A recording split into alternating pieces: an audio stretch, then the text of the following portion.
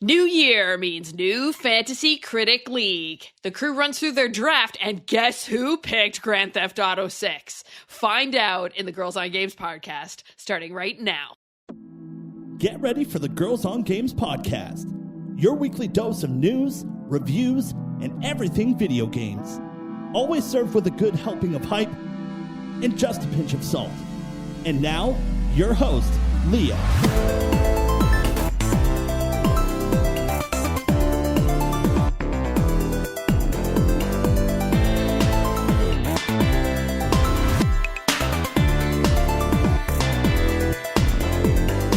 Hello and welcome to another Girls on Games podcast. My name is Leah. I am the host of this show. This is episode number 478, and I'm excited today.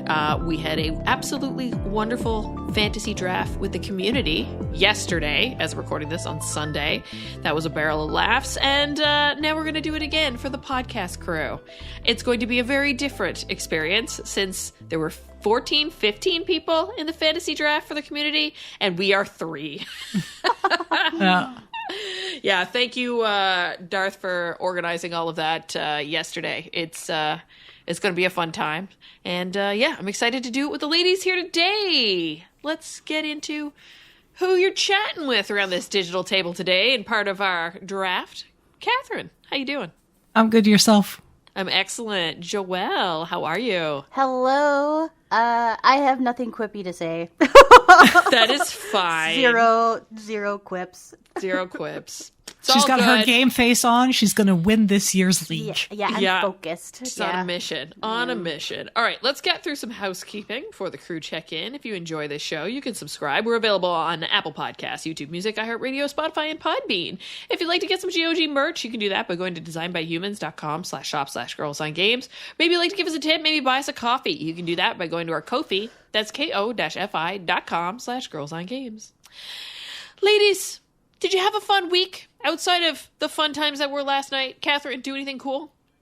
Yes, I went for my birthday dinner. Yay! It looked so delicious. It was so good. So good. We went to Fishbone in the Old Port. Completely different vibe from Le Sceau. Le Sceau was like those high key, like those low key, like velvety, like Italian kind of like chill vibes. Yeah. We get to Fishbone, and man, if they could have had a DJ, I think they would have. Definitely more like on the hip, trendy, younger crowd. It was empty. The waitress said it was unusual for them. Okay. They had a lot more table past, like more like 9-10 p.m. But like usually for the 7 p.m. service, she's like, usually like even if it's cold and snowing out, usually we have half the place booked. Oh. It was like 3 tables. Was that Friday night? Friday night, yeah. I mean, it was cold. It was, I guess, I don't know, -15, which is, it's January in Montreal. Like, who gives a shit? But I guess like really low season for tourists and stuff like that. So usually when I book like these restaurants, because Pascal's birthday is December 16th, usually we're dodging like holiday parties, people that book out restaurants completely for that. And usually after like early January for my birthday, like that first week everybody's back, usually it's dead. It's the low season, and we just kind of, it's easy to get a reservation most places. But I didn't expect for us to have like a 5-person serving staff just for us for like half the dinner. Pampered. Yeah, we were pampered. So the concept of this restaurant, it is, if I remember correctly, a Mexican chef who blends a lot of Korean and Japanese inspiration with French and Latina cuisine. Oh wow! So that sounds good. The main line of his cuisine is fish and seafood. Well, seafood basically. Hence why there's a lot of tartare. There's a lot of sushis and sashimis. He puts a Korean twist on the sushis and sashimis. Like the base of the sushi is Japanese, but like the flavor profile is Korean, using a lot of like kimchi and the spicy gojugan and stuff like that. It's amazing. And of course the classics for like shrimp tempura and things like that. But also like, yeah, the French cuisine, like I mentioned, there was the tartare, but they had the surf and turf, which is what I had, which was a tenderloin steak with a lobster tail. So usually that is like high-end surf and turf. So we had, as an appetizer, we ordered shrimp tempura. Or they were out of the shrimp tempura. They had another dish that was fried shrimp. I was like, just bring me deep fried shrimp. With a little bit of a spicy Kewpie mayo on it. It was amazing. And then we ordered some sashimi on the side, like 3 pieces of sashimi. They were boss. Like it was 3 types of fish. There was tuna, there was salmon. I forget what the third one is. And they had caviar on it. And like a piece of jalapeno. I had to take off the jalapeno. It was too spicy for me. But it was great. And then Pascal had just turf. He just ordered a steak. And I ordered the surf and turf. And it was amazing. All in all, my only complaint is I felt it was slightly overpriced. I think there's 2 things driving the price up. One, being in the old port of Montreal. Yeah.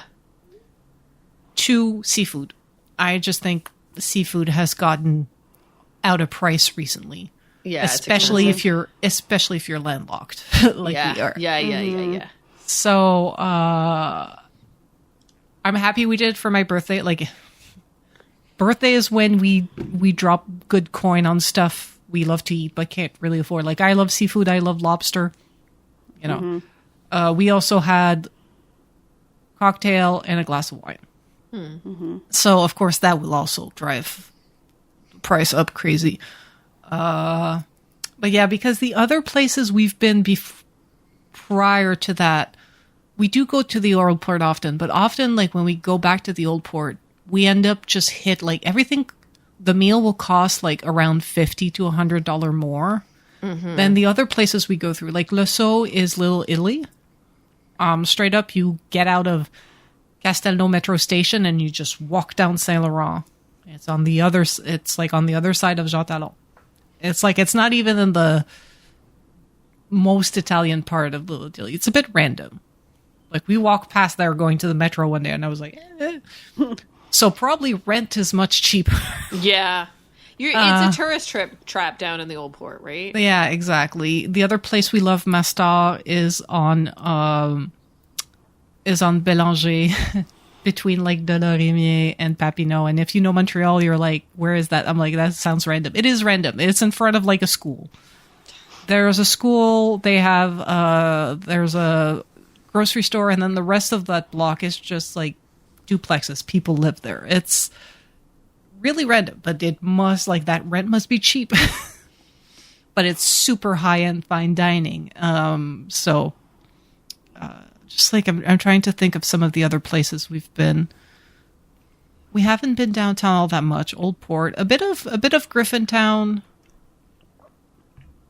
But yeah, mostly like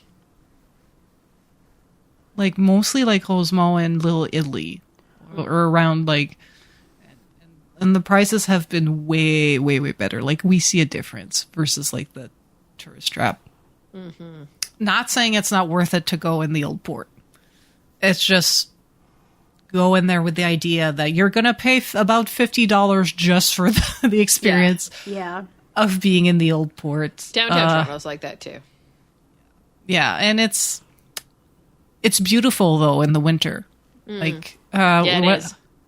We got out at Square Victoria, and it has that exit, like the exit straight on the square, in the middle of the building. So it's like this square that has, like, it's basically a park, and you just have the metro. Like, it's just like the doors to the metro. It looks almost like a New York station. Really just doors, staircase. It's very minimal, but they had Christmas lights all throughout the square. And when we came out, it was cold. It had snowed. fine dusting. And I was just like, it's so pretty. And then we walked around the old port, and it was just so pretty in the winter. And of course, because it's minus 15, there's less people out. True. Because sometimes walking down the old port is just like going against a sea of people. Now it was pretty quiet, so I really, really enjoyed it. The photos are, of course, in the Girls on Grub channel, the food channel. Yeah, of course. Yeah, I saw them and I was like, oh my God, I want to eat it all. It was amazing. I highly recommend. Like, honestly, the very limited menu. There was no low point for us. Everything was delicious. And if you are a fanatic, they had a sharing platter for two of just raw stuff. Yum.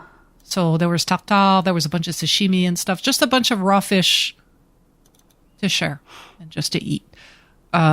We didn't go for that because I saw the surf and turf and I was like, cool, I just need to figure out my appetizer and my cocktail. Yeah. Perfect. Yeah. Sweet. I'm glad you had a good meal. It's always nice on your birthday. I'm glad you had a good celebration. Joelle, what were you up to? I had to go back to the office. Rip. I know, it was my first time back into the office in the new year. So it was good to see people and stuff, and so it wasn't too bad. And then there was an attempt to go to a book fair in the Twin Cities. It was a free event. It was the first time they had done something like this. It was sponsored by a brewery in downtown. And the book fair showcased all local bookshops. We have quite a few around the area. Just like long-standing bookstores. Some that, support and exclusively promote Black authors and Black-owned books, LGBT QAI, plus, booksellers and bookstores, murder mysteries, like Once Upon a Crime, like all these places. Tropes and Trifles is a fantasy romance smut store.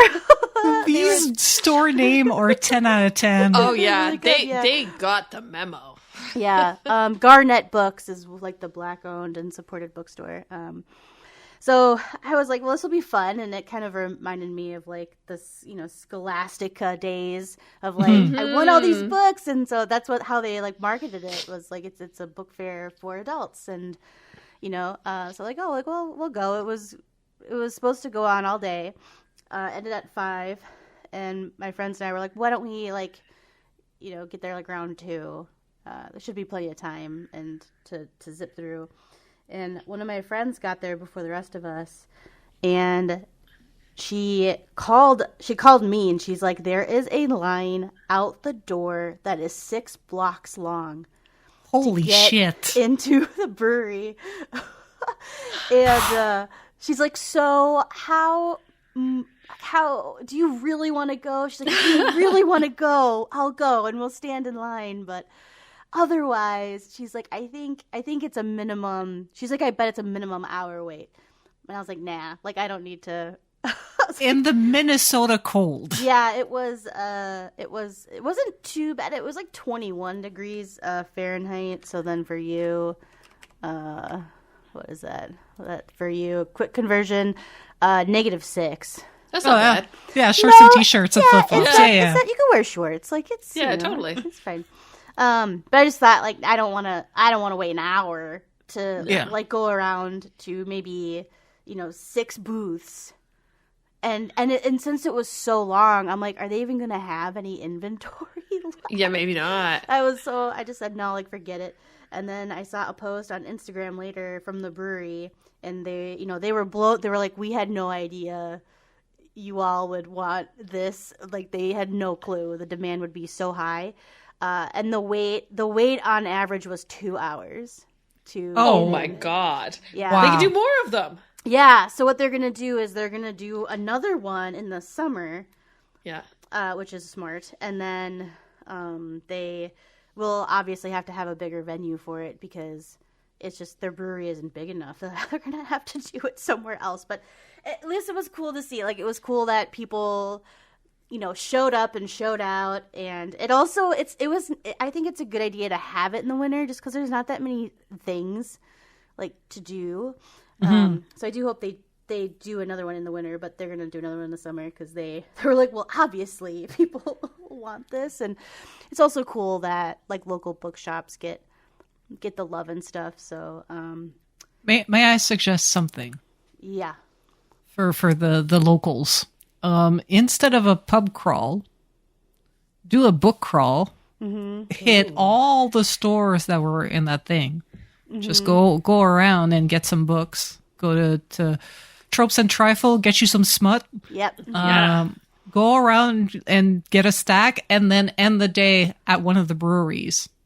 Yeah. And then get drunk and talk about your books. Yeah. Yes.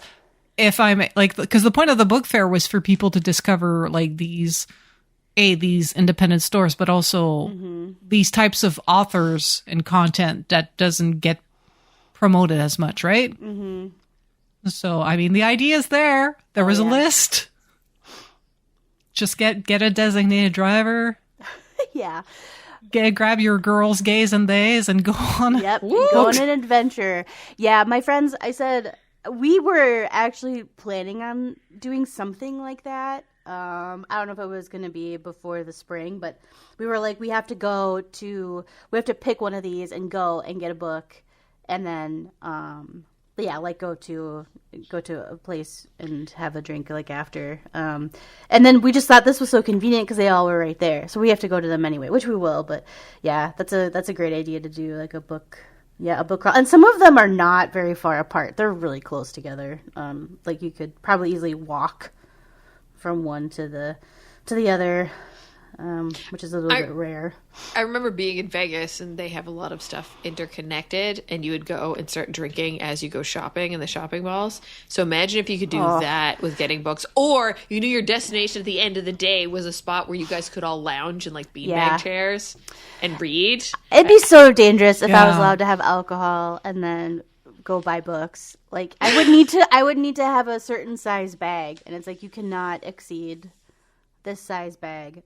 Yeah, full of it'd be really hard because you spend all your money all at first, and you'd be like, "Damn it, I know, I want that one too." Yeah, so it was an attempt, and then I'm going to San Francisco over. We have a Martin Luther King Jr. Long weekend, so I'm excited. I've never been to San Fran. I've always wanted to go. And I'm kind of like counting it as like a very early birthday trip for me. My birthday's in March.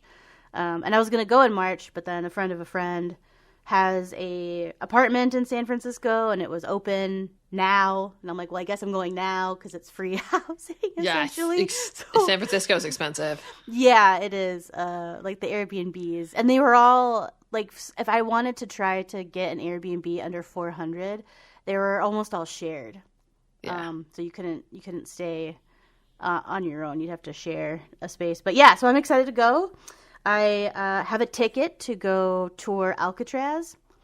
Cool. I've always wanted to do that, so I'm doing that like Friday morning, like right away. Kind of get that out of the way, beat the weekend Yeah, crowd. good call. And then.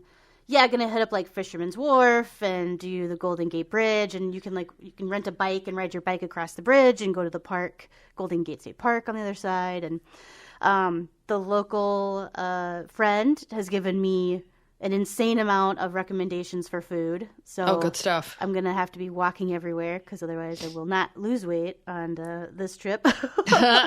But she has given me a list of like bakeries and coffee shops and Korean places and dim sum and all this stuff. And then the book that I learned to bake sourdough bread with, the shop is in San Francisco, so I'm going to go there and buy some bread, and maybe I could, I don't know, see if I can talk to someone just to be like, you changed my life. Thank you for your book. So I'm excited. I'm excited to do a little solo trip over the long weekend. Yeah. So That's cool. Yeah, I was in San Francisco in 2017. Ooh. We had done an event at work or for work in Vancouver, and then it just so happened my parents and my sister were in San Francisco for some sort of conference, just like the same time. So I just went down and and hung out with them. It was really nice. I went to the iHeartRadio office there. I met up with Naomi Kyle and got a tour of IGN at the time. Oh, they're cool. Not in that same building anymore. No. But yeah, I did some of those same things. Fisherman's Wharf was really good. Yeah, trying to remember, we went to one really good sushi spot, but God only knows if it's still there now. I mean, it's essentially been like 8 years. Yeah, and a pandemic. Yeah. And we also went to, there was some Michelin star restaurant that they all wanted to try, and I just tagged along for it. It was like a Chinese one. I don't remember off the top of my head now. Mm-hmm. But yeah, that was really good. Yeah, food was great. And just doing touristy stuff was fun. San Francisco's nice. I think it won't be like cold. No, it's going to be, I'm glad I still have my conversion up.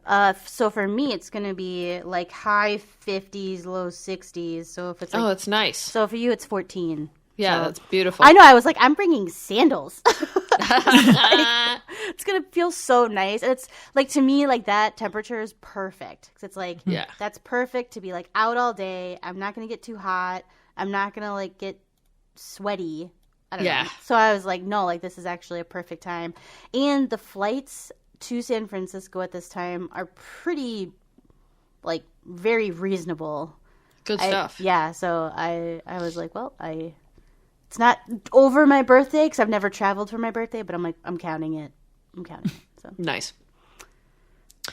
I ended up hanging out with my next door neighbors on Saturday who are into similar things as we are. And we had dinner and then pulled out board games. We ended up playing the Fallout Shelter board/card game, which is actually really fun and pretty easy to learn. They walked us through it, and I feel like it's been a long time since I played the mobile game. I feel like it has a lot that relates to the mobile game. But yeah, like if you want like a fairly easy card/board game, and I say that because it's pretty much, it's not like a deck building game or anything, but you're like laying out and building your Fallout Shelter with cards on the table. Mm-hmm. Have either of you played it before? No. No? Okay. Oh, but I've played similar games where you kind of build there's one where you build a mine. I've played where you place your cards, like you organize them to make like little paths and stuff like that. Yeah.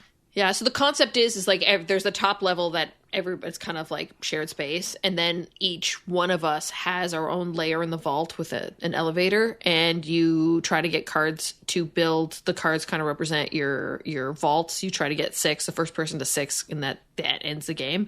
And then you play with your little vault dwellers, giving them tasks to like earn energy or water or food or procreate and make more vault dwellers. But then there's also like these like I don't remember what the title was, but they're essentially like bad guy cards where like after each round you roll, and if it rolls on a number that you have a corresponding spot for, you have to put these bad creatures or whatever incidences on them, and then you need to battle them before you can go back and use that spot again.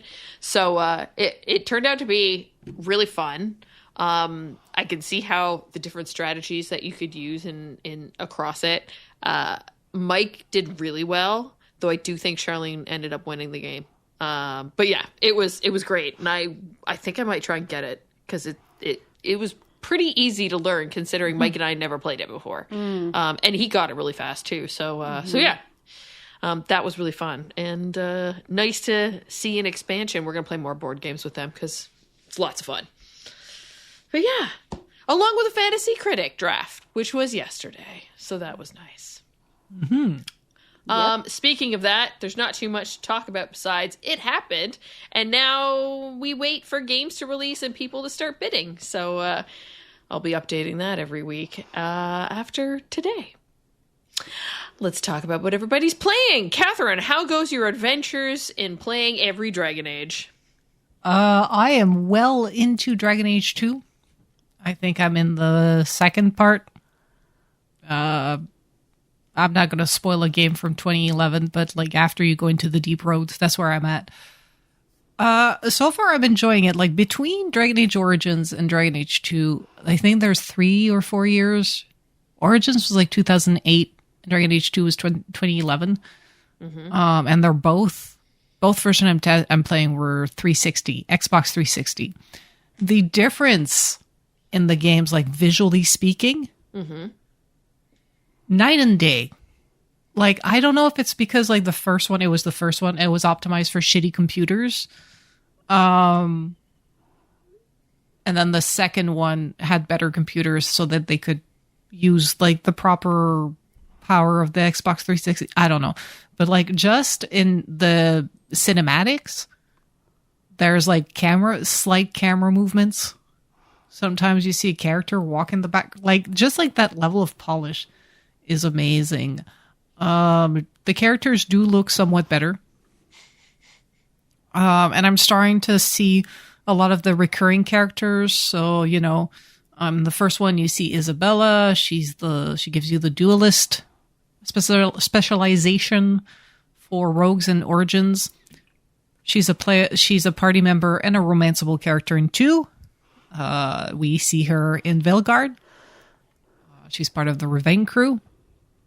So like I'm starting to see like there's a lot of value in replaying all these games and doing the brain rot, because like I'm seeing a lot of like how they brought back characters a lot, not just what's her face, Morgan, and Cullen. Cullen's in Origin as well, and he's not a party member, but he's a romanceable character in Inquisition. He hangs around in your keep.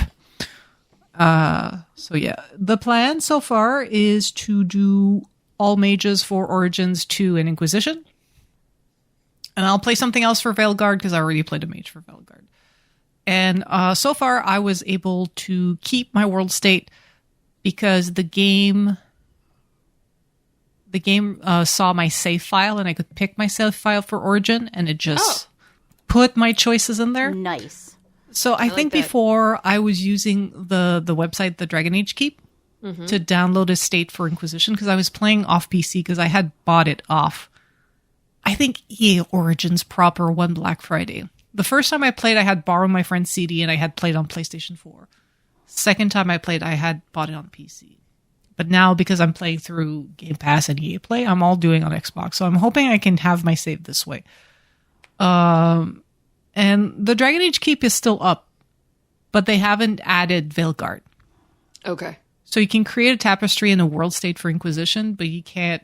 I've been kind of using it to track some of my choices. So after I was done Origins, I logged in to see if it was still there. It was there. I put my choices for Origins. I'll put my choices for Dragon Age 2 just as a way to keep track. And then, like I said, the point is to have a world state that goes all the way to my second playthrough of Veilguard. That being said, this being a high fantasy game from the early 2000s, every female character in that game has a giant rack. Like actual balloons, like inflatable, like you know, like Isabella Nostalgia has 32 triple H, I think. They're huge. They're barely contained within her dress, and her dress barely covers her ass. And she has long boots that go all the way up to her. I'm just like, I get it. Like in Veilguard, she still's dressed like pretty scantily. Like that's part of the character. She's a femme fatale, but at least they gave her in Veilguard. They updated her so that she is not so top heavy.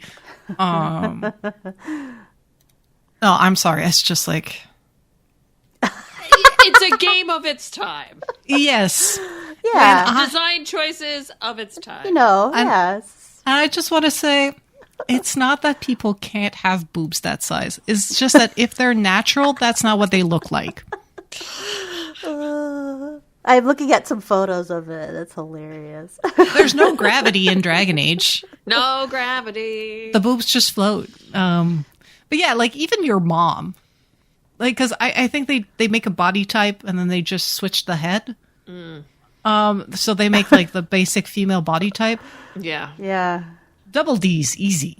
Oh my gosh. I just wish that I just wish there was equality representation in this, Like, Yeah. I feel that way about so many things. It's like, if you get the boobies, why don't we get the bulgies? Like, come on. Yeah. Like, Well, this I is mean, just, I don't know where this podcast went, but yes, I mean, like, to be fair, Quality and enlargement. Equality. Yeah. Come on. To be fair, every man is fucking buff as fuck. So you can tell it's made for the male gaze because all the girls have giant tits, and then a cake, and then the dudes are built like somebody, like somebody that goes to the gym. If they actually made it for the female gaze, and gays like not lesbians, like the sight The gaze, of the sight thing. Yeah. men would have way more cake. Oh my god, yeah. It wouldn't be so much about the arms and the pecs. Like it's just, and that's also like you don't have to get rid of the boobies. Like No. it's like I'm not saying that. It's just like just why Just why More like, of everything for everybody. yeah. That's why If- I really appreciate. If you're gonna have a limited like body type because of like time constraint and deliverables and Technology at the time. technology and polygon count, like why waste so many polygons on breasts?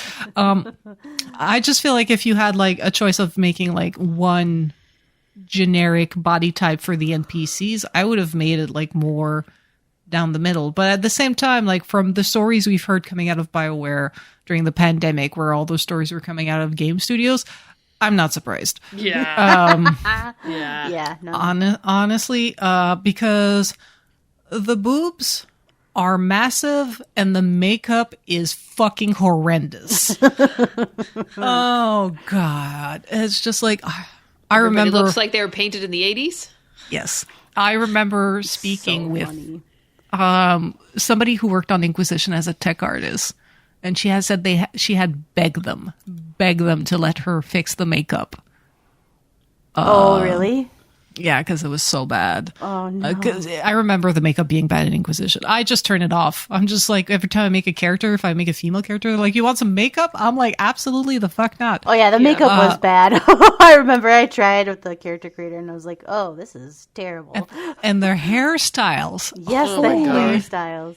But how much they've improved. It's true. That's- The hair. yes. The hair alone. Yes. Is For Veilguard, like they actually, I'm like, you actually have girls, gays, and theys in your team, and you listen to them because like the fashion has greatly improved So good. without So without good. compromising the look that we've come to know from Dragon Age. Because like some of the Chantry outfits have been there since Origins, but they're like just better, but more realistic. The styling of the armor Yeah. and Yeah. the incorporation of the lore. Like I was looking when I went through my inventory, I was like, oh, I know that's Elven. Like I know what that is, and I just think that it's so cool that it's immediately recognizable if you've played the game. Yeah. Like, you know what where it all comes from, and it's so cool.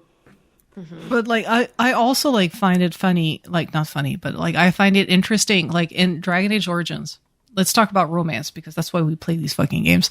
In Dragon Age Origins, like depending if you're male or female, like there's characters that are bisexual, characters that are straight, and then in Inquisition, you have characters. Again, characters have a sexual orientation. Or you have some that are straight up gay, some that are bisexual, some that are straight, some that are racist, like Solus. You have to be a female elf to romance them. Don't do it. It's just break your heart.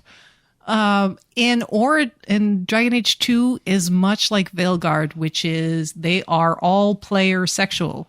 Which is a term I learned nice. recently, which means All player sexual, so it means it doesn't matter who you are, what you are. You can romance them. Like in their Stardew Valley. attraction includes whatever You are. you are. I say the biggest limitation for Dragon Age 2 is that you have Hawk is a human. So you have a choice of the 3 base classes, man or woman. Okay. Because you're a family that escaped, the stories you're a family that escaped loathering. And you have ties to Kirkwall, which is the city where this game is based off, in the Free Marches. And that's where you meet Varric. Varric is cool. I love that guy. Yeah. And I'm starting to see a lot of the things that people said that... Because Dragon Age 2, I think, is one of the least popular Dragon Ages. I was like, why? It's so much prettier than Origins. It gets repetitive fast because you're basically in Kirkwall. You have, I don't know, 3 or 4 districts of Kirkwall during the day or during the night. You have a bit of maps around the Free Marches outside the city. That's about it. You keep seeing the same shit over and over. And it's just, you see how they pumped out this game in 3 years after the first one. As in the first one, you could replay this a lot because you had 5 or 6, 7 different origin stories. You had 2 for humans, 2 for dwarves, 2 for elves, and 1 for mages. So you could be a human noble, a human peasant. You could be a Dalish elf, a city elf. You could be a city dwarf or an Orzammar dwarf. And if you pick mage, then you start at the circle.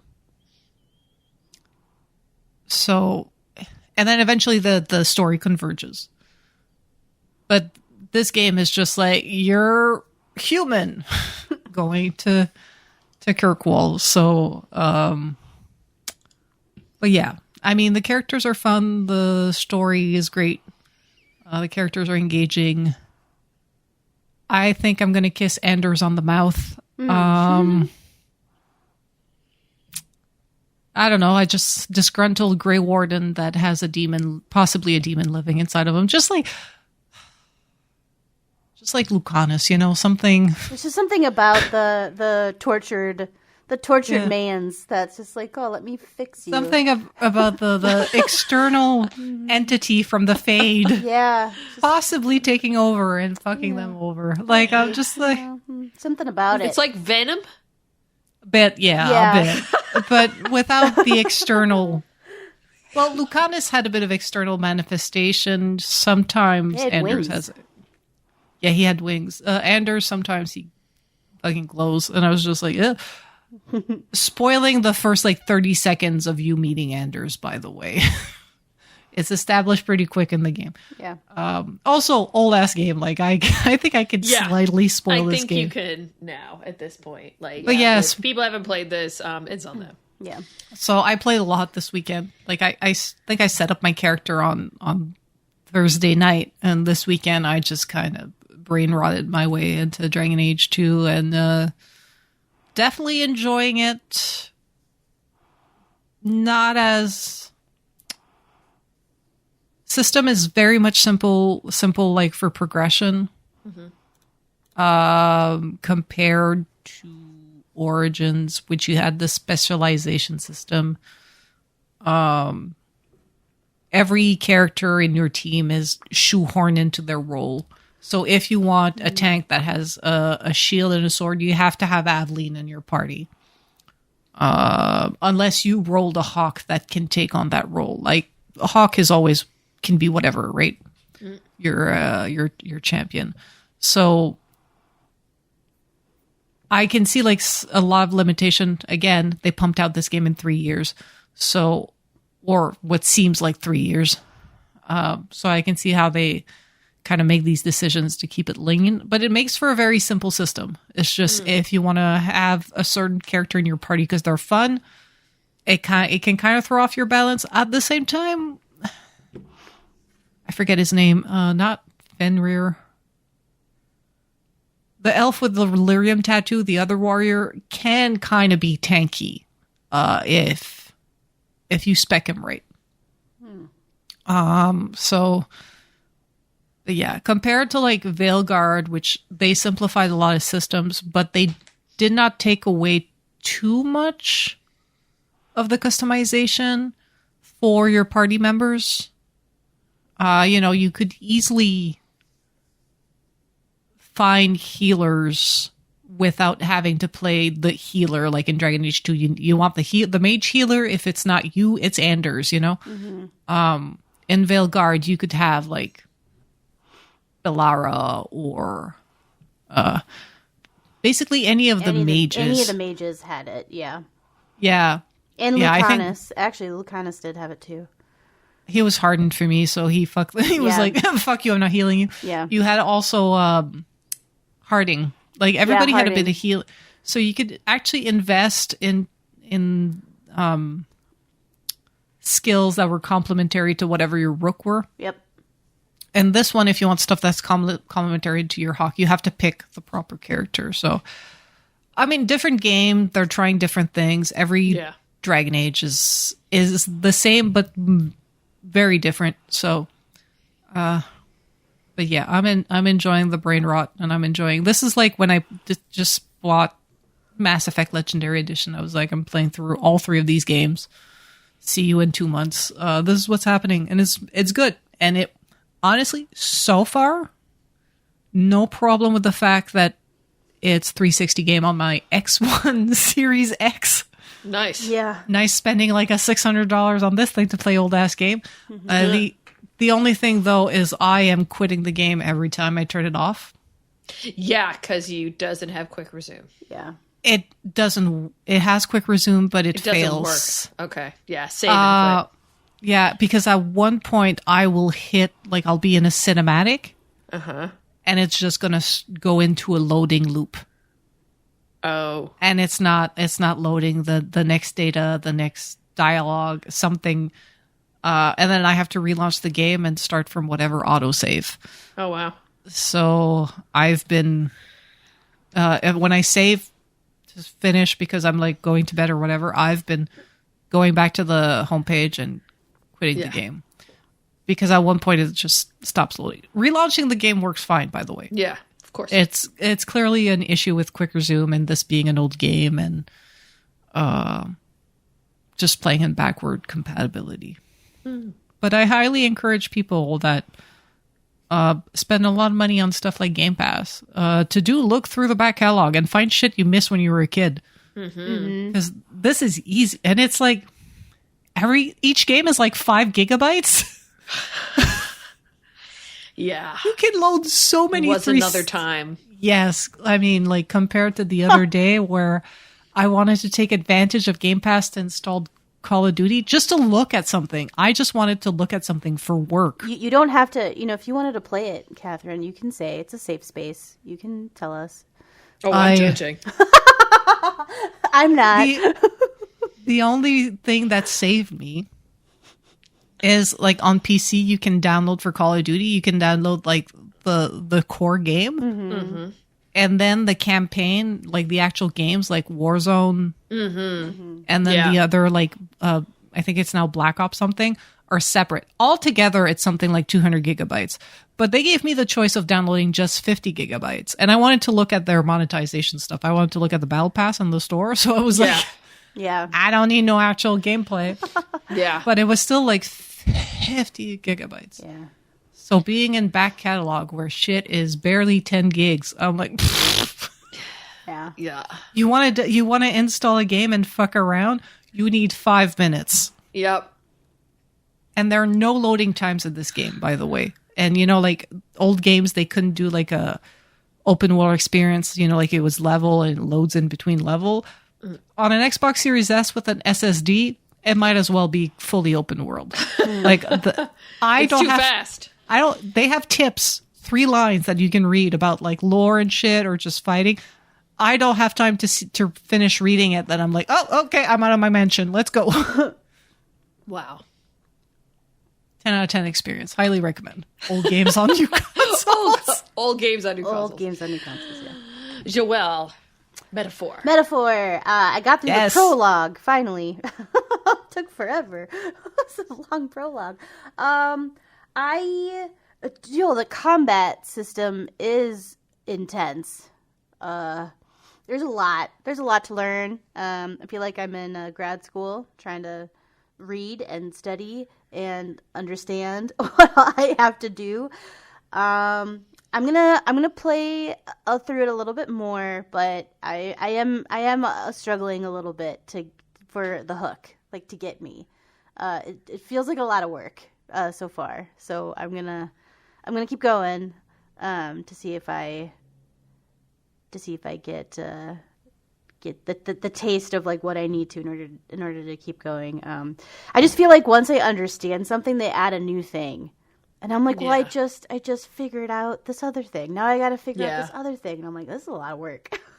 Persona 5 was adding shit. I was 50, 60 hours in. Oh my gosh. At one point, they were like, hey, here's like another mechanic for you to learn. And I'm just like, stop it. Yeah, oh, hey, here's a new character. Like, I'm like, oh, yeah. man, I don't know. They're like, did you know they could do combos together? You have to unlock it. What? And you have to do like you have to unlock a cinematic. And after that, you'll have combos. And I'm just like, we're halfway through the calendar for this school year that is apparently the limit for this game.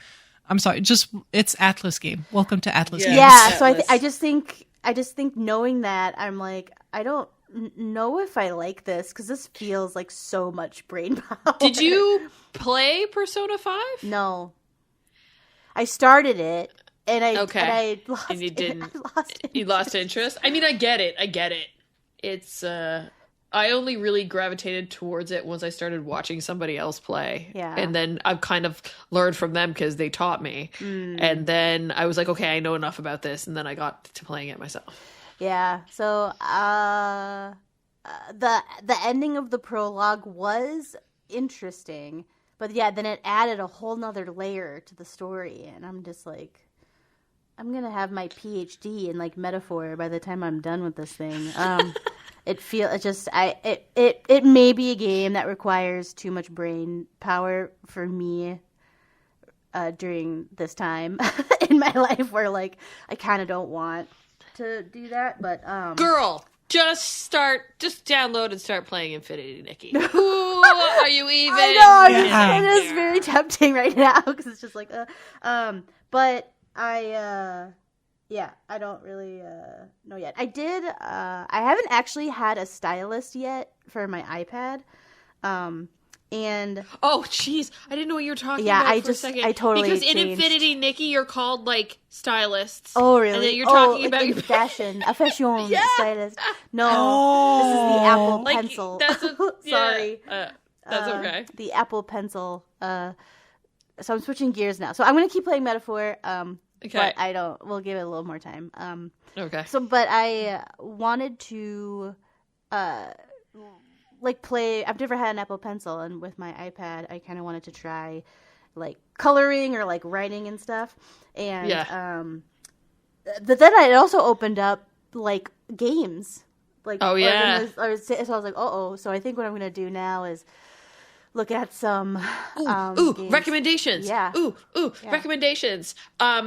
Balattro's there. Yep. Mini Motorways. Oh, okay. Oh, I played that one, Mini Motorways. You played Mini Motorways? I did play that one. I think they did a recent update where they added in railways or something. Interesting. There's that Hello Kitty game that I think is the same one that's supposed to be coming out on Switch soon. Oh. Or something. Okay. Yeah, that I want to try. I want to play the Switch one because I'm on my phone enough. Yeah. There's Stardew Valley is there. Trying to think of what else I've played there. I played so many games on. Like it's just so easy. It's right there. It's Apple Arcade. I already paid for it. Take it. Yeah. Monument Valley. I love that. Monument Valley. That game. That game series is sick. Like that's by far my favorite. And then if you have Netflix, all the games that you can have on your iPad from Netflix, like that. What was that one that I played that was like an Earth one? Where it was like rainforesty, like you had to... God, I don't even remember now. It's terrible.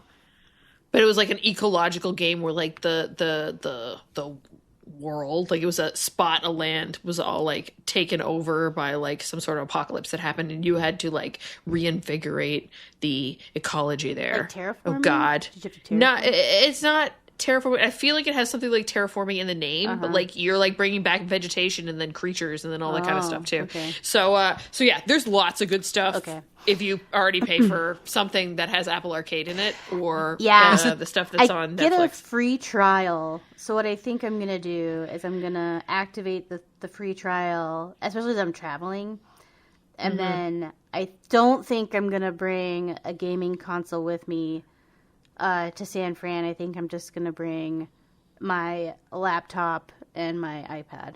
So yeah, I mean Stardew. Ooh, there's that Japanese rural life adventure that's supposed to be pretty good too. That's true. I haven't played that one yet. Is it Terra Nil? Yes, that's it. I knew it had Terra or something in the thing. Yeah, I played Oxenfree through Netflix games on my iPad. Wait, there's so much in here. Yeah, I'm excited. There's Game Dev Story Plus is on here. Ooh, yeah. Disney Dreamlight Valley. Ooh, that could be a good one to like sink into. So yeah, I think I'm gonna try to like do that. Cool. But I can't believe it took me so long to get a stylist, but I'm like, oh, this is sick. And the Apple Pencil is the best one out there. So I actually bought a knockoff just to see if I would like it. I'm like, am I even gonna like this? So I bought one. It was $40 off Amazon. It was the highest. It was the highest rated stylist, and it worked like 90% of the time. So but there would be sometimes it just wouldn't do anything, and it would cut out, and I just said, okay, forget it. I know I like this, so I'm gonna go drop the coin, and I'm gonna buy an Apple Pencil. So good stuff. I played Potion Craft and finished my run. I didn't really get a lot of time to play much else. Just busy stuff around the house. We did a huge cleanup yesterday. We gutted Mike's closet. That was an adventure. But yeah, I'm hoping to get more gaming in this week because I just didn't. And you know what? I was just like, I want to get this run done on Potion Craft and get it done because like I really do want to play more Infinity Nikki. But if I didn't finish it, I wasn't going to get it finished. So there we go. Yeah. So yeah, that's what I had. Plus, like just now where it's the beginning of the year, I'm going through and seeing like what games can I, because I have a Notion where I keep track of like game releases that I'm intrigued by, and as I see a new thing like on Twitter, like say I'm flipping through it at work or whatever, I'll like favorite it and then go and put it in my notes and keep an eyeball on it. But yeah, just going through the Fantasy Critic draft and stuff, just like preparing myself when all the big game releases are, considering some are getting delayed. And we may have a new console before we know it, and being prepared for that. So yeah. Last week, we mentioned that Walk Down Memory Card Lane, we're actually going to pivot it in the sense that it is going to become one of a roster of games that we will play each week on the podcast. So much good reaction after our game night that we're actually going to take the game segment of the podcast about video games and flip it so that each week one of us will bring a game to the table. And this week, in this new year that is 2025, Catherine is bringing us a session of funny Steam reviews. So it's a single review. It's going to be a quick one, but hopefully you get it. Okay. So wait, the concept of the game is Catherine reads the review, and we got to figure out what game it is. Exactly. I find like out of pocket funny Steam reviews, and you just have to, through the context, try to figure out which game is being reviewed. If you haven't listened to the last 2 years of the game night, good laugh. Sometimes it's obvious, sometimes it's not. So this game is reviewed by a user called, I think it's pronounced Tajixo. It's Tajixo, and they're all like funky characters from like the Swedish alphabet. But this person has 118 hours on record. On this game. Oh, wow. You can roll through barrels, chests, and other things. 9 out of 10.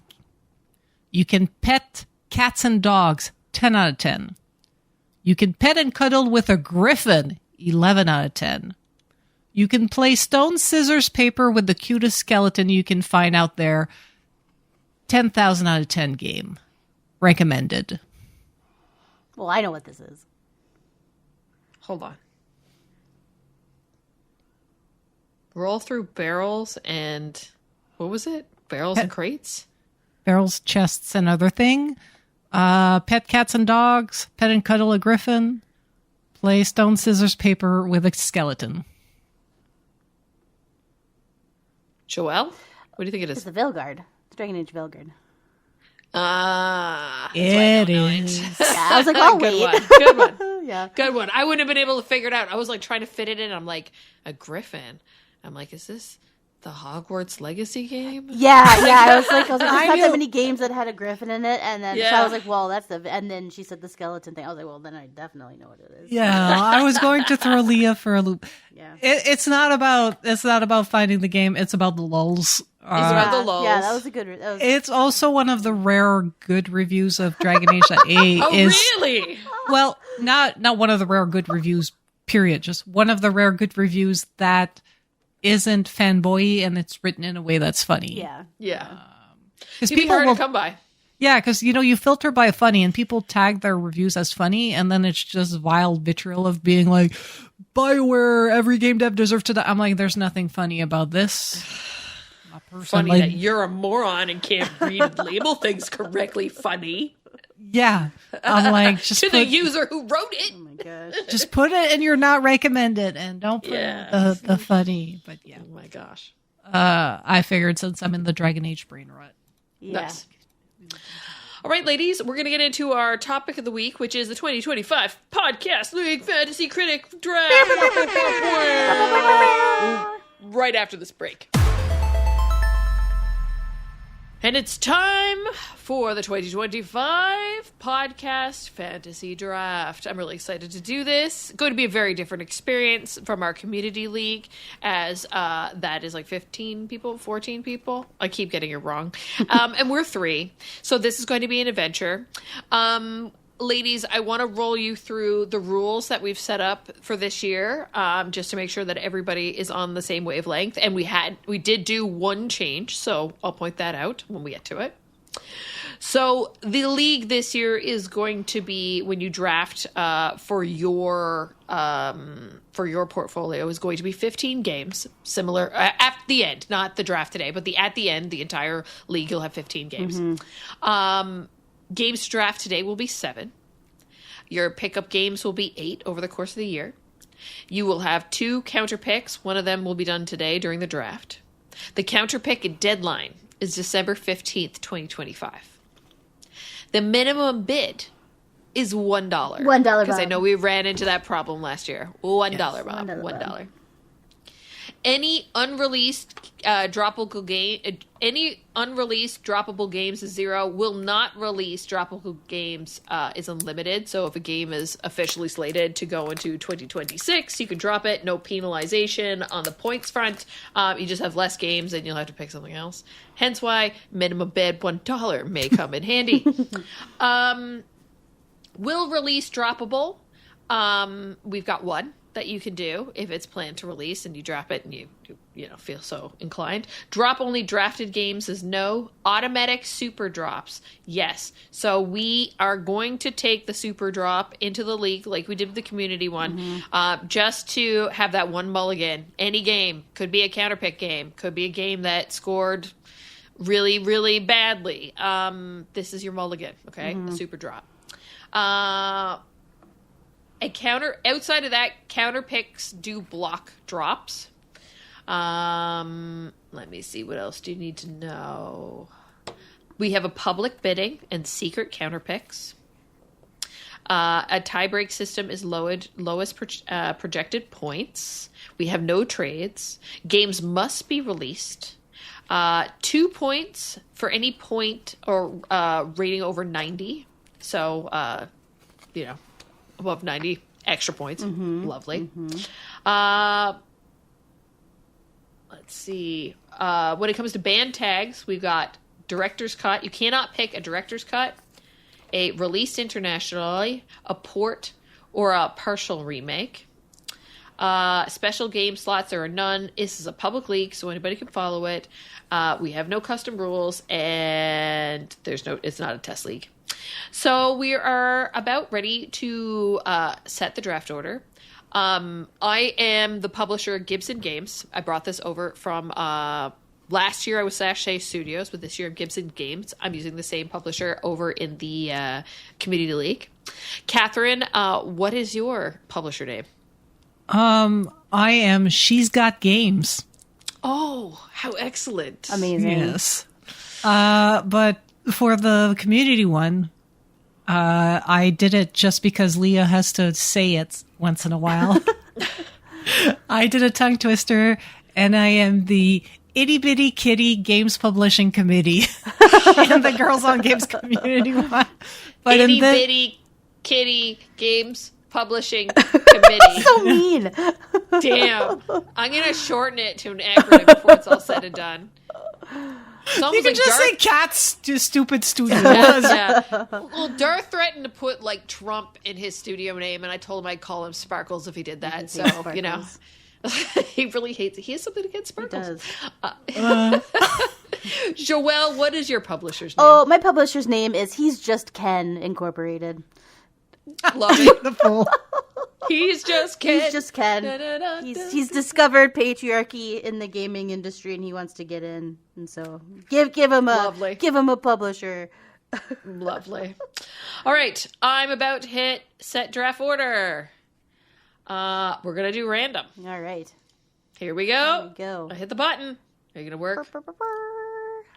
And here we go. Oh, I pick first. I did it randomly, I swear. Then it's Kat, then it's Joelle. Oh my gosh. So everything is all set to get started. We're gonna start the draft. Warning! Once you start drafting, you can no longer add or remove players, and the draft order is locked in. Ooh, I think we're good. yeah. However, if you need to, you can reset the draft by pressing the reset draft link in the sidebar. I'm not going to do that. Okay. All right. It's my turn. I heard the doo-doo-doo noise that the website makes. All right. I am going to draft a game. This is going to be a lot. This is going to go a lot faster than thing. And I have drafted Monster Hunter Worlds. Oh, Oh, okay. fine. Yeah, I'm not doing the same thing as my other one. She's, I did that last year and it messed me up a bit. So I'm doing different stuff than the community draft. Fine. Okay, so now it's me? Yep. Catherine, it is you. Okay. I guess. Oh, God.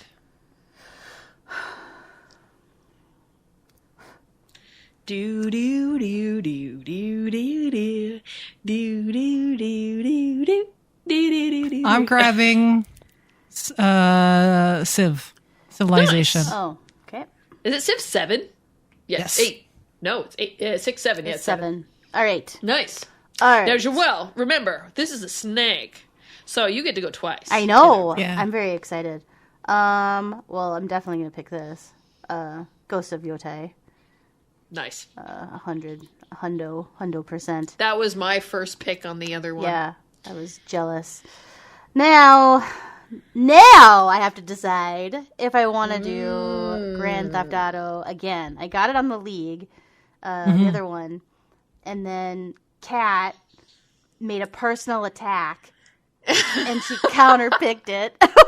One of you is going to be real happy. The other one's going to be pissed off. Unless it moves to the... Well, if it moves... Oh, We do have the super drop, so... We do have the super I drop, think if it gets, either or, I think one of, Joelle or I are using it on... Well, 100%. Yeah, she came after on me. Grand Theft Auto, because that's a make it or break it game. Yeah.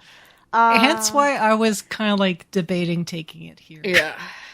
Because I'm not confident it's coming out this year. No, Kat does not think it's going to come out. I do think it's going to come out, but now I'm looking. I'm trying to be fast. That's okay. I'm trying to be fast.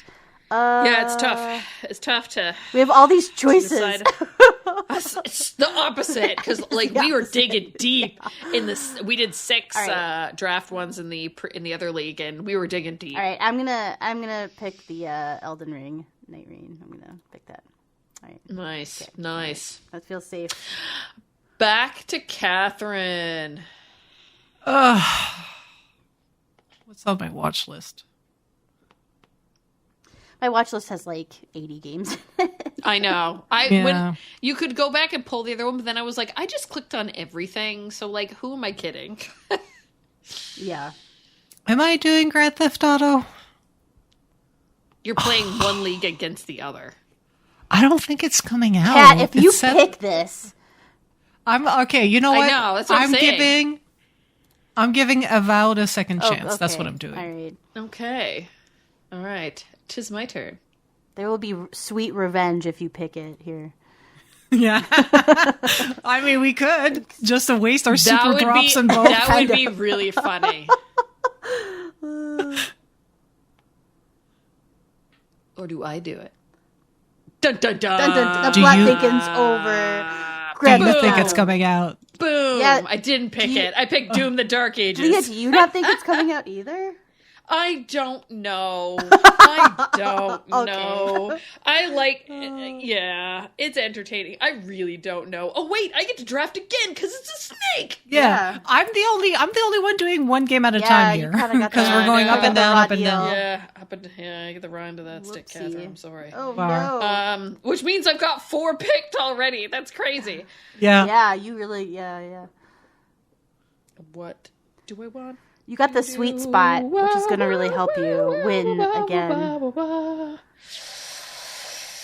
Oh my god, this is... Okay. So last year, I feel like I went off to the races early because I had a lot of early release games, so I got lots of points quickly. Yeah, it's true. And I'm looking at you, Split Fiction. Oh. Ooh. But I don't think I'm going to choose you. Oh, wow. I think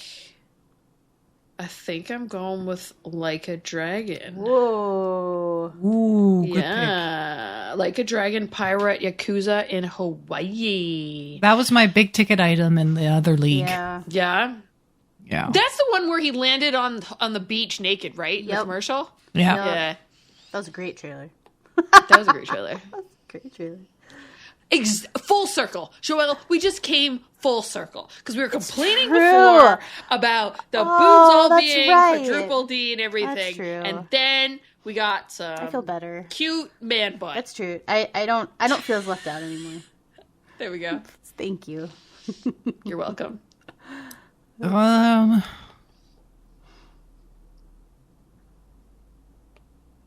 I'm manifesting this game for 2025, Fable. Oh! I did not. It would be a good year if we get Avowed and Fable. Sure. Give me all the high fantasy Yeah. medieval games, please.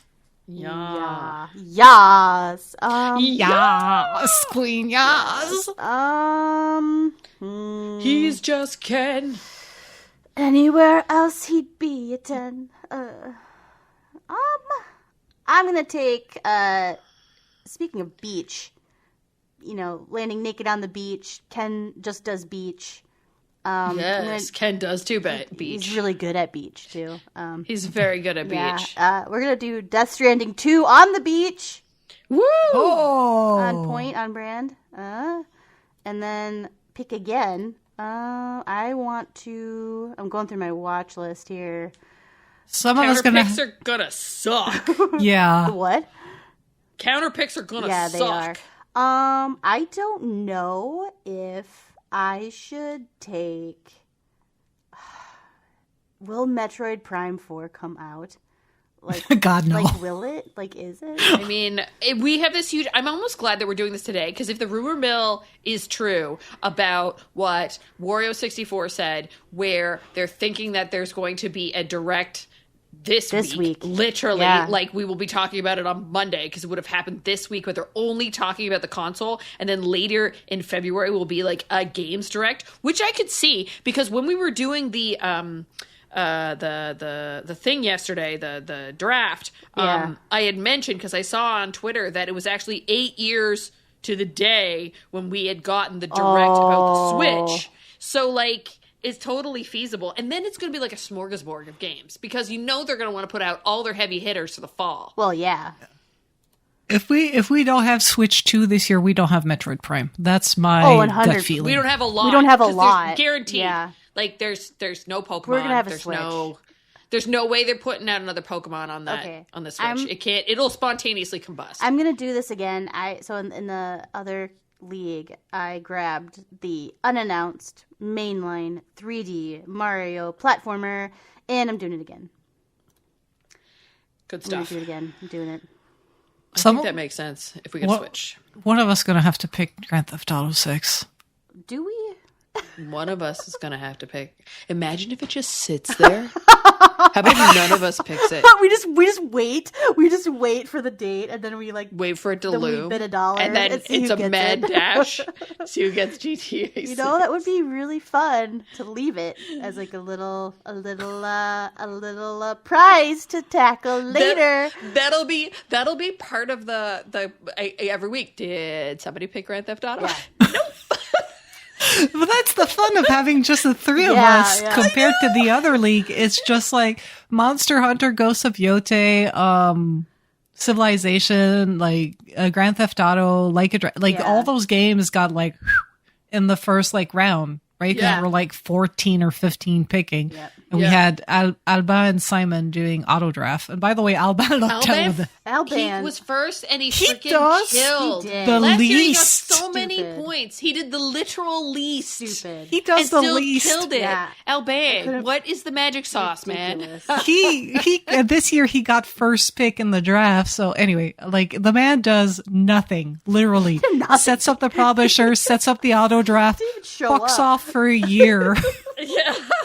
comes back, somehow is in third position. We love you, Alban. Yeah, we're amazed I at your love luck. like, We make fun of who we love. and like when we saw that for the projected points, he was top. Like his comment in the community chat was just easy. Yeah, he was. It was really good. I love this man so much. Brilliant. All right, so but I'm not Rift of the Necrodancer. Let's go. Oh, Let's good go. call. Let's go. Okay. Oh, it's my turn. It's my turn. Oh my god. You kept two. I am not picking Hollow Knight.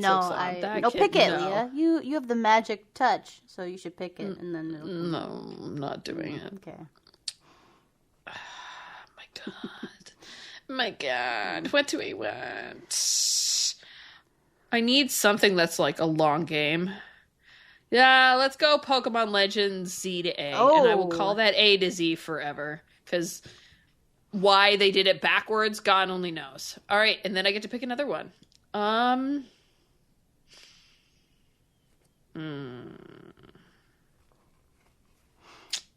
Do I take Split Fiction?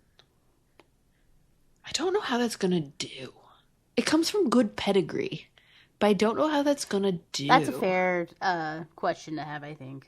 But yeah, because I feel like we just heard about it.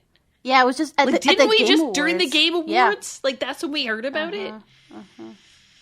But it comes from good pedigree, and the concept's pretty cool. You play together. One person plays through as like sci-fi, and the other one is fantasy. I mean, the concept of it is pretty solid. There's also Kingdom Come Deliverance 2, which is coming soon. So it's a good way to rack up points. But I do want to have a few gambles. I do. I'm going further down the line here now to see what else we got available. This is hard, boys. This is hard. Even when you've got, it doesn't matter if you're limited or if you got the whole world. It's hard choices. Yeah, I'm taking Kingdom Come Deliverance too. Let's do that. He's doing it. Catherine's turn. And she's got games. She's got the games. She got the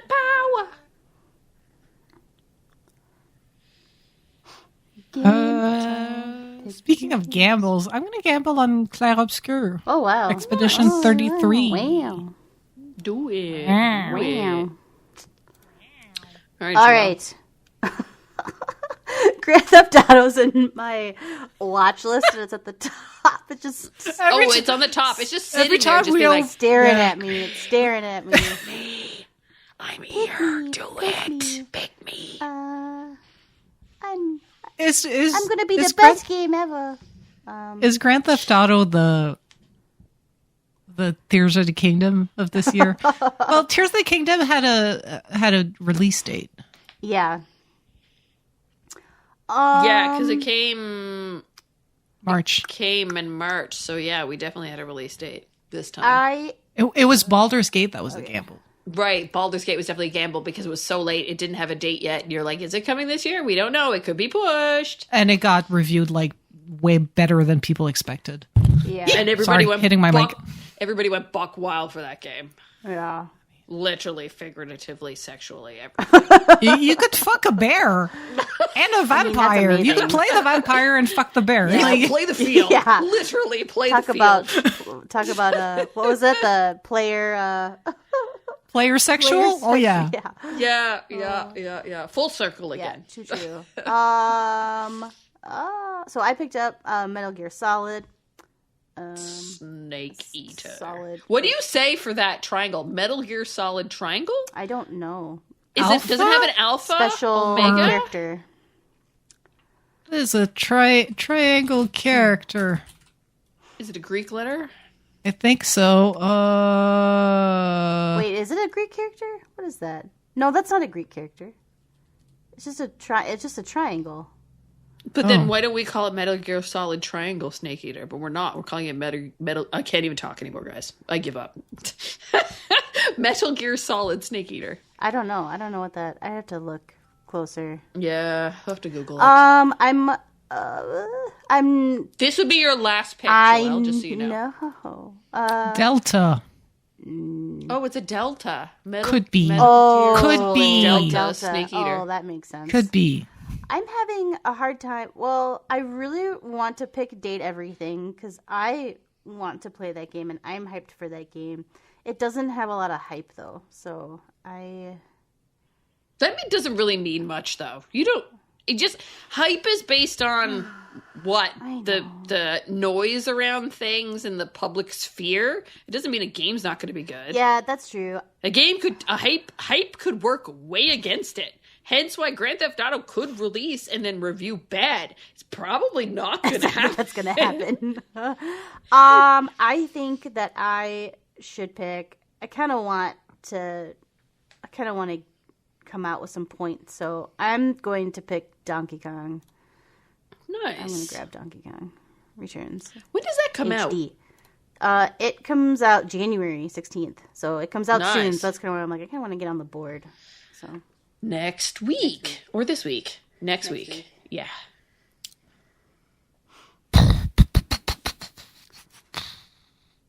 well, this week. Talk it out, Catherine. It's your last pick. Talk it out. It's my last to be- pick. Yeah, last pick. Yes, ma'am. You're on you got 5 there.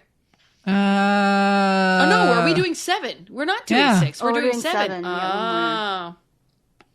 So screwed me up. They're different from the other league. We got 7. Yeah. I'm grabbing South of Midnight. Oh, Good yeah. call. Yeah, I almost picked that. It was a close one, but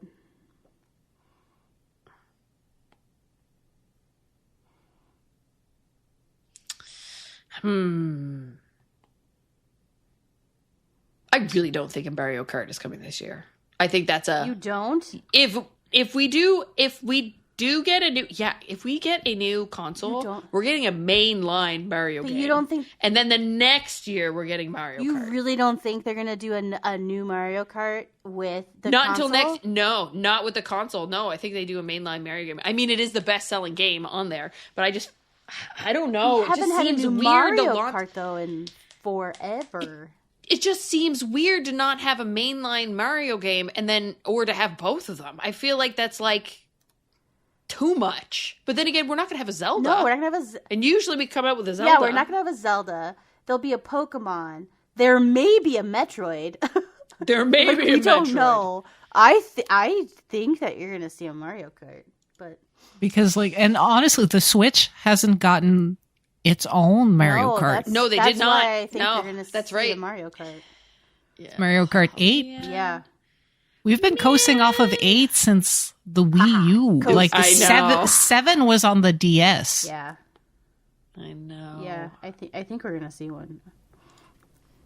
But who knows? If I worked at Nintendo, I'd be like, everyone deserves a new Mario Kart. But Ooh, my God, this is so hard. What do I pick? Are we on the last one? yeah. we're in the last phase now. We're going down and up one last time. Yeah.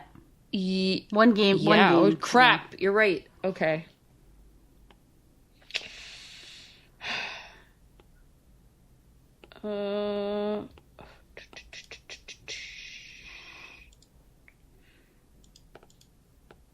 Oh, this just went show top available games. There we go. I hit a button and it all went in alphabetical order, and I'm like, I broke the internet. I'm gonna pick Wander Stop because I'm interested in that game. And then I get to pick again. So I've got Wander Stop and then Game 7. Game 7. Let's do Dave the Diver in the Jungle. Very good. That'll be good. That's a good pick. Mm-hmm. I'm looking forward to that one too.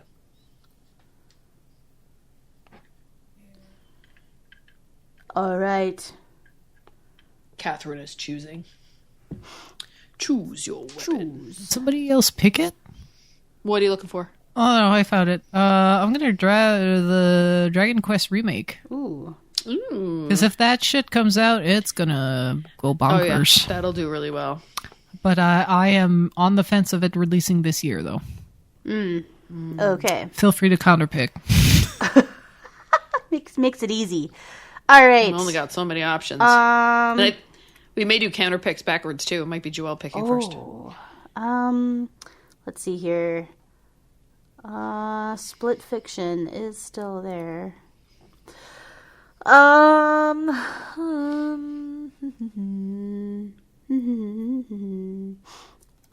I don't know. Too many choices. Slay the Spire. Oh, that's TBA. Never mind. I don't know. Do I roll the dice and pick Mario Kart? Although that counter pick would be sick. Although no, because if it doesn't release, I can just drop it, I think. Can I do that? Well, I mean, Yes. you got the super drop. You've got the super drop. You've got the super drop. If will not release, can you drop it even think- if it's counterpick? Yeah. If Yoan counterpicks it, then yes, you can drop it. okay, I think but the if- counterpick locks it, except for the super Yeah, drop. but if it doesn't Okay. release and it's counterpicked, what does that mean? Like, You both get 0 unless someone super drops it. yeah, okay. So, like, And I don't know if you both got to super drop it or not. so But then it's 0 for a counterpick is not a bad thing. I was gonna say No. like a 0, but then it blocks me from dropping it. That's what it is. You kind of locked it in. I don't know if I want to do that because I picked the Mario 3D. Did I paint myself into a corner? We're not going to counterpick just your games. No, but if I pick the Mario Kart and someone counterpicked it, I have to use the super drop to get rid of it if it doesn't come out. Yeah.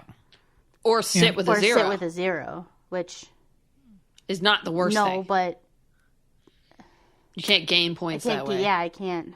But But considering what we've got here, there's not much to counterpick. that's true. We're kind of stuck. Yeah, because nobody grabbed Grand Theft Auto. No yet. By the You way, made me afraid. we're at the last round of picking, right? Yeah. We're picking basically game 6 and 7. Yeah. And Grand Theft Auto is still sitting there. Like, listeners at home must be going mad. I just think it's fun to leave it as a little cherry. Me too. Yeah. That's why I didn't Yeah, pick it so we afterwards. I can- was just like, this is kind of humorous. bit- Who will end up getting Grand yeah. Theft Auto? Or will we all be in the clear because it gets delayed and we'll all be like, slow clap. You'll just have to pay attention to the podcast of the course of right. the next Yeah. year. If I know anything of the gaming industry, they might announce the date and still delay it. That's true. But Hello, Assassin's Creed Shadows Yeah. getting delayed That's twice. true. But it's not like Rockstar tends to just be like a bit more Nintendo-y. They tend to be like, okay, it's ready. Yeah. Yeah. It's coming out, but it can still happen Yeah. just because. I'm so torn. I'm so torn. Okay. All right. I'm gonna do it. I have not learned my lesson. I'm gonna do it. I'm gonna pick the Mario Kart. Okay. And I believe now you get to counterpick. Draft a counter pick. I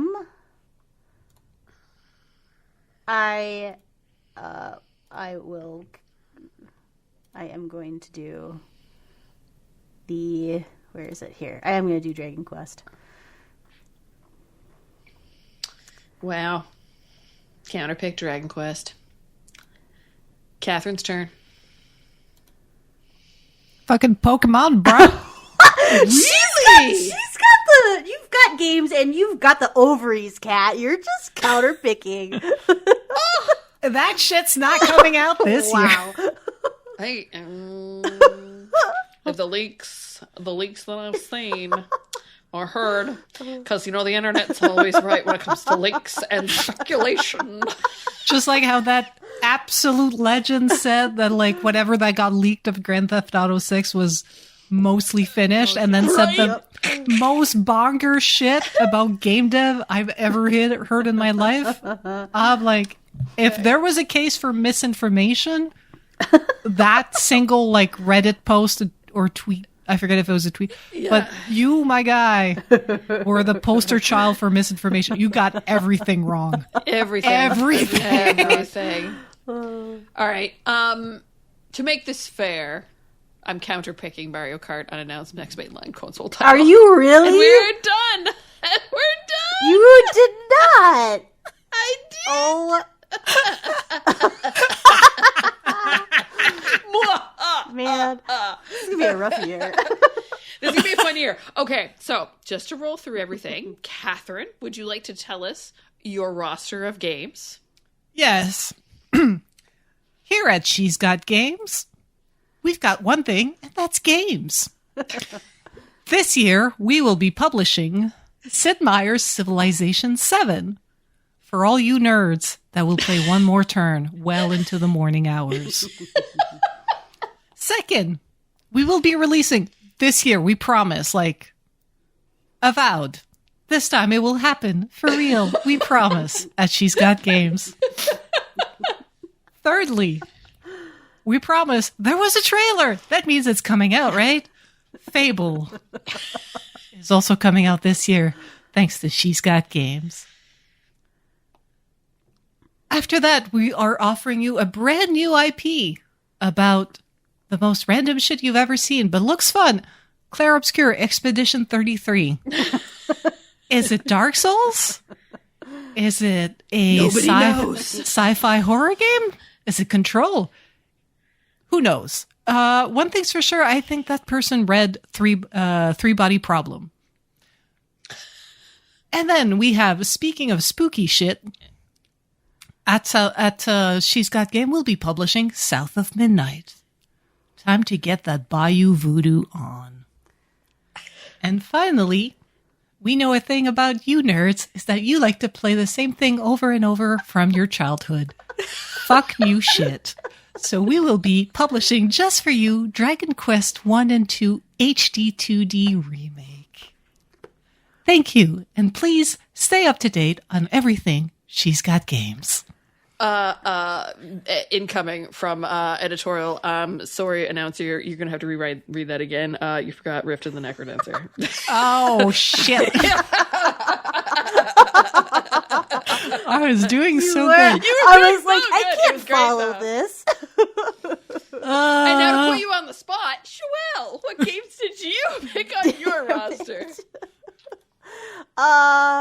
All right. Well, You have to say it like a Ken.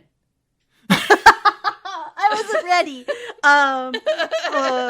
Oh no. All the things Ken wants to yeah, be. Just think about it. So Ken really went all out this year, and he really wants to expand his horizons, and he is gonna go over to Japan, and he is going to hunt down the ghosts of Yote and get his sword on. Because they have horses. They have horses. I was just gonna say, because he gets to ride a horse and swing a sword. And I'm on a horse. Yeah, I'm on a horse. And and then he's going to return to his Mojo Dojo castle in Elden Ring and dominate Elden Ring Night Rain. Again, because he's so good at beach, he just cannot resist to go back to the apocalyptic beaches of Death Stranding 2 on the beach. And Ken's a sucker for nostalgia.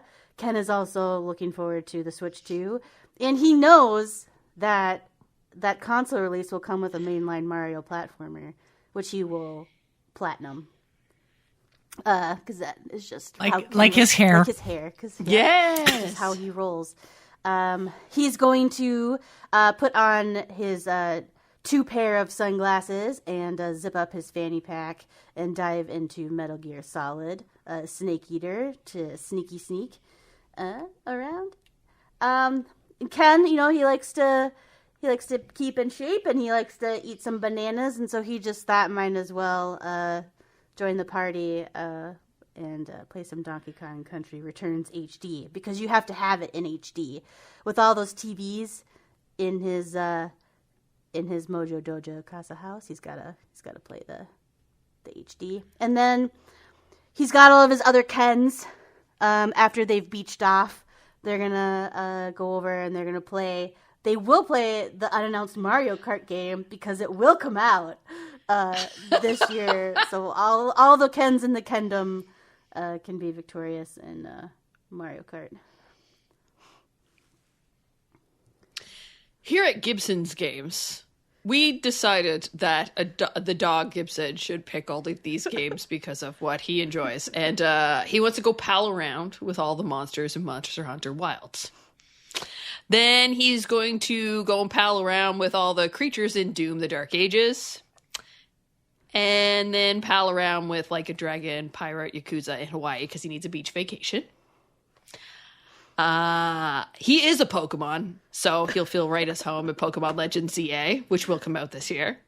Oh. I have nothing to say about Kingdom Come Deliverance 2, nor Wanderstop, nor Dave the Diver in the Jungle, because I'm out of ideas, and we've been talking for a while.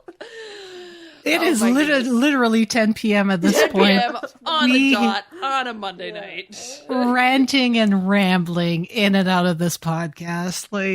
Here we is. So, right now, projected points is Joelle in first, myself in second, and Catherine in third.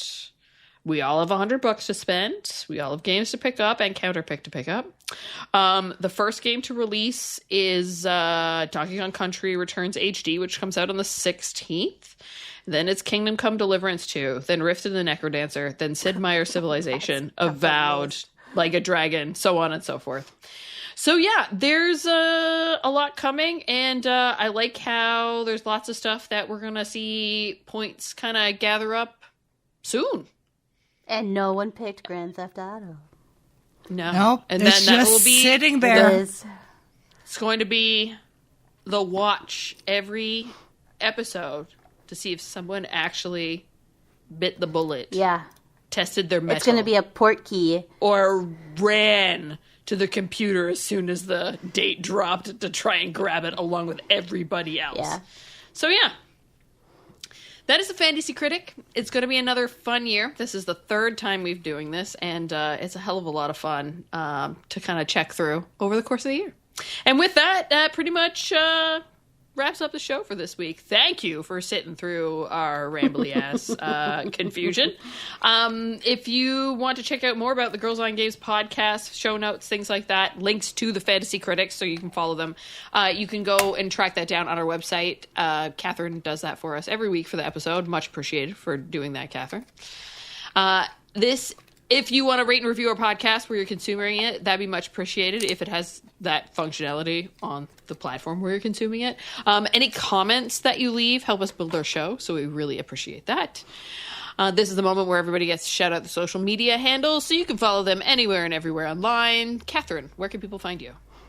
I am CSDSBINS, says de bien, on pretty much all the social platform, X, Threads, Instagram, Blue Sky, all that jazz. I do post sporadically, but if you ever want to catch me, the Girls on Games Discord is the place to be.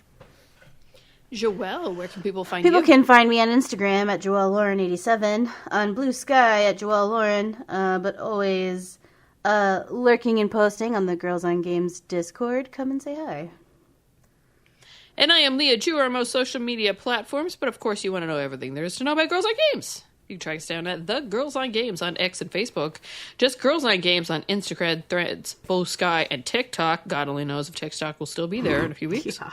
Discord, For us, it will. It will, but will it actually be there? Will it mean anything? Will everyone depart? God only knows. Yeah. Discord.me/girlsongames to continue this conversation, and you know we're there all the time.